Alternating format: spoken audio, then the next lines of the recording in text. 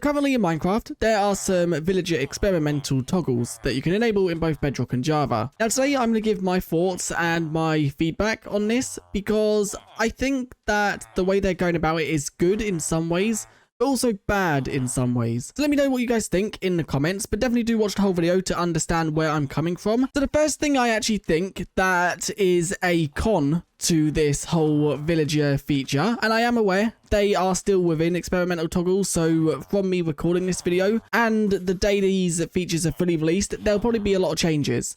But I think a con right now is it's not really friendly to new players. The example let's use, if you had a villager within a plains biome and you was a new player or someone who maybe has just come back to playing the game, you are not really going to understand that your plains villagers don't have the same trades as your desert villagers. A way they could fix this is like the actual crafting table. They could add like a recipe book to the villagers. So maybe there's a button like here that you can click to see all possible trades for the villager profession you are in.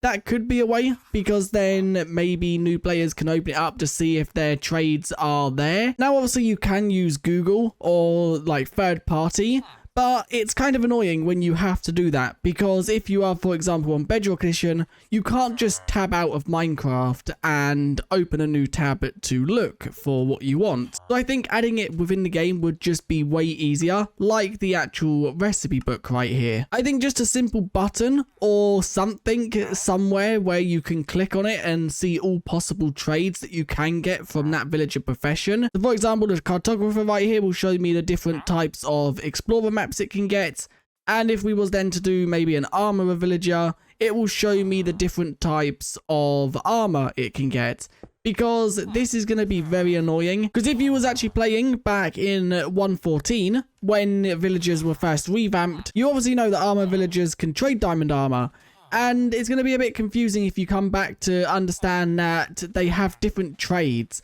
Sometimes they can trade diamond armor, sometimes they cannot. So I think in that point, it's kind of confusing. And I think they could fix that just by a simple button where you can see possible trades the villager can actually provide. Or they could do it like Bedrock Edition, where it shows the next set of trades without actually unlocking them. There is a few ways that they could solve this, but I think the best way is just to add some way to see the possible trades the villager can provide. Now, one thing I do like about what they've done in Tuesday's pre-release, I love how they have actually added explorer maps for all the village types, and then also jungles and swamps. The reason they have added these is so you can find all the biomes that villagers spawn in to get the villager professions a lot easier. And I like this because not only does it make getting the village professions a lot easier, it also makes it so you don't have to explore as much. It has kind of removed that whole part of exploring for the biomes. All you have to do is just get an explorer map, and then you know exactly where you need to go. You can go in one direction and not find the biome you're looking for thousands of blocks, whereas you can just come to one of these and try and find the biome you want just by trading a simple map. And they're not really that expensive either. As you can see, 8 emeralds and 1 compass. Compasses are obviously iron and redstone. Now let's talk about the whole villagers having different trades depending on the biome they are in. What determines this is the actual clothes they are wearing. So as you can see, this one right here is wearing the desert themed clothes. So this is classed as a desert villager. If we was to spawn one right here, as you can see, it has the default clothes, which this one is classed as a plains villager. The actual villager going in to the biome will not change its clothes. The biome the villager has clothes for is determined on where it's spawned. So whether that be a spawn egg, whether that be 2 villagers breeding together to make a baby, the biome they are actually in when that happens, that is the biome the actual villager will basically be assigned to. Now let's talk about the trades per biome. I like this feature. It is very annoying because villagers are not the easiest things to move around. I think they definitely do need to make villagers easier to move, because currently the best ways to move them are minecarts, which that's very expensive in iron. So that's kind of, once you have an iron farm or once you've found a lot of iron, you can then make that a reliable source. That is very time consuming because you have to build the rail, then you have to destroy it if you don't want to keep it there.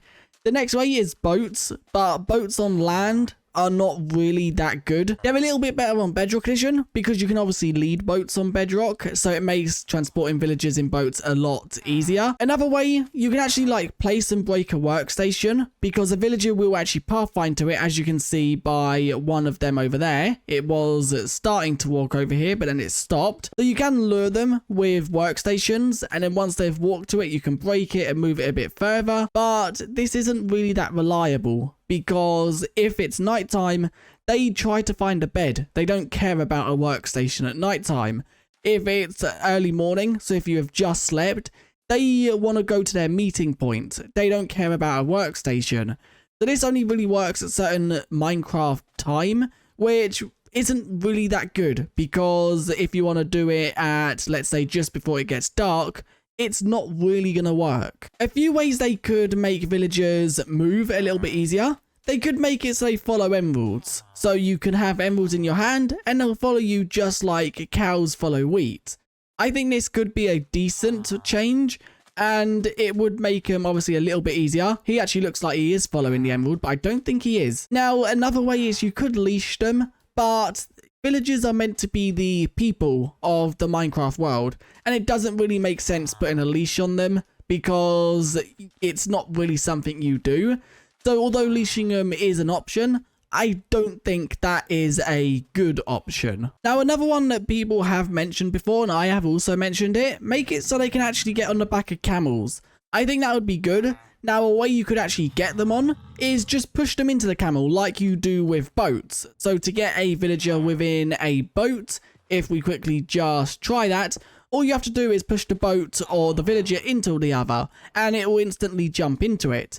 Maybe that's what you could do with camels, just push them into each other's hitboxes, and the villager will get on the camel's back. And then maybe to get the villager off, all you have to do is maybe shift click the villager while it's on the camel. Or you could even just shift click the camel. If that wouldn't work for whatever reason, maybe they want you to open the GUI, there could just be a actual button within the camel's UI, maybe right here, that you click to dismount all entities. I think that would be a good option, having the button here, because it would mean that dismounting the entities would then just be automatic, and the villager would then jump off. And then to make it so the villager don't instantly get back on the camel, maybe there is a cooldown of, say, like 60 seconds before the villager can get on the camel's back again. But I also think they definitely shouldn't be able to get on the camel's back if there is no saddle. So the camels that spawn within the actual desert village by default on world generation don't have saddles equipped to them. So you won't randomly explore a desert village and just find a camel with 2 villagers on its back. Now, although villagers on camels wouldn't be a really good way to transport them, it would be easier than most ways. Now, let's talk about some additions I would add to this whole feature. I think they need to make Hero of the Village a little bit better. Maybe when you actually have the effect, instead of getting a discount for the villager trades, maybe you could get a 6th unlock at the very bottom of the actual trades, which maybe could be rarer items or more valuable items. And maybe that 6th unlock will only show if you actually have the effect. Once the effect disappears, the actual 6th trade will be removed. But I think that would be good because it would make Hero of the Village a little bit more worth the grind. Although I think it is in the experimental because they have actually removed the whole thing where you could make it so they charge 1 for 1. That is actually removed because villagers can now only be cured once per actual villager. I just think Hero of the Village needs a better use because at the moment it's not really a thing that most people go on the hunt for. The only real reason you actually have Hero of the Village is if you have a raid farm. Another way the Hero of the Village effect could be used, maybe if a player has Hero of the Village, villagers will follow that player. So it means that if you actually go and get the effect, the villagers will then follow you as if you're their leader. That will also make transporting villagers a lot easier because then you could go fight a raid. It then means that you have to actually work for the effect because you'd have to kill a raid. And maybe the higher the effect, the more persistent they are in following the player. So maybe with Hero Village 1, they follow you, but they sometimes do get distracted. And maybe with the max effect, which I think is Hero Village 5, they will follow you without getting distracted at all. I think that could work because it then adds a payoff for the actual transporting villagers easier. You have to actually work for it.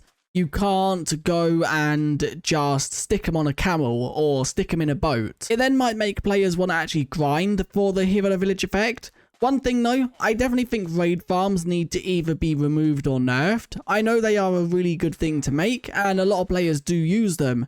But I just think they are really OP, not only in the sense of emeralds. I think if they nerfed raid farms, then villager trading would be a lot harder because emeralds wouldn't be as easy to obtain. But it would also make Totems of Undying that little bit rarer again because you couldn't just farm a load of them within a few minutes. So that is my thoughts on the villager experimental features. I definitely think what Minecraft are doing is good. I definitely think they could maybe go about it a better way. But I think having it so the villagers have different trades per biome is a good idea.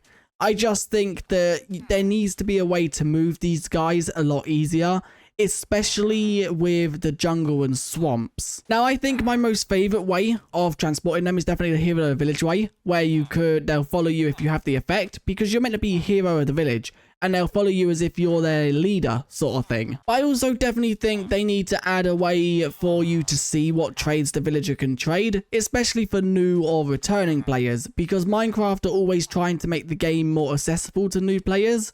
But this is definitely not the way, because it's going to be confusing for a lot of new players to get their head around. You have to go to certain biomes for certain trades. But anyway, if you did enjoy this video, do leave a like and subscribe. Let me know what you guys think of the ideas I brought up in the comments. And also let me know if you guys have any ideas or anything to add to the suggestions I've thrown. I definitely think this is an interesting cycle of updates, and I want to see the way they go with it. But anyway, if you did enjoy, do leave a like and subscribe. And I guess I'll see you guys in another one very soon. Thanks for watching, and I'll see you guys next time.